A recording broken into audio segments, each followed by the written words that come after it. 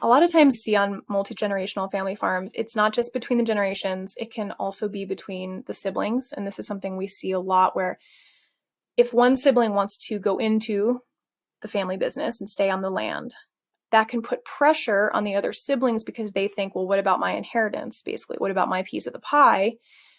But the cost of the farm paying out that sibling, the equivalent land value, in many cases can cripple the farm because, as you've said, a lot of times the margins in agriculture, the cash flow is not actually that good, and the value is in the land.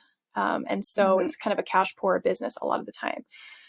Can you speak to, any of those pressures? Was there tension when you guys definitely pushed to have the farm listed? She wanted to list a small section of the farm.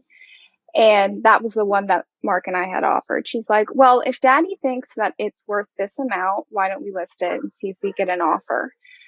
So I think that that's really difficult when they're also trying to sell out from underneath you where you run your business. And they don't understand the complexities of, what happens if you just eliminate 200 acres from. That we see on multi-generational family farms. It's not just between the generations, it can also be between the siblings. And this is something we see a lot where. Yeah. And I think that that is something that really helps drive me, in my mission, that I don't know, I just can't see, I would just break my heart to see this place get developed, so I owe it, to my family to do everything I can to pass it on to the next generation and at least preserve it, as long as I can. And I always like to tell people, even if they don't think it matters to them whether farmland changes hands and gets developed, they might think, well, we'll just grow food somewhere else. And maybe that's true for a while. There is an intrinsic value, I think, in preserving open spaces.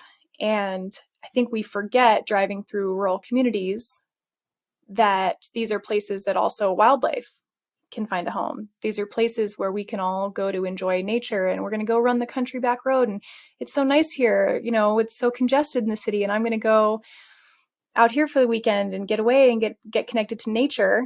There's a value to all of us in that. And, for people who might think, well, they may not understand that some farms can be really stewarding and conserving land well. Think about the environmental costs of a subdivision. That land is essentially, it's not just taken out of food production, it's taken out of any sort of natural cycling of nutrients and carbon sequestration. I mean, it's basically pave paradise and put up a parking lot. I'm not trying to guilt people at all about, we need, in a lot of places in this country, especially rural areas, we need dense, affordable housing. But when we get into this kind of sprawling McMansion thing that piecemeals up farms, essentially what we're doing is we are taking, fences go up, things get further divided, the lawn gets sprayed with who knows what, everything is mowed and cropped, and this is, suddenly no longer something that even really birds or deer can cohabitate in. It becomes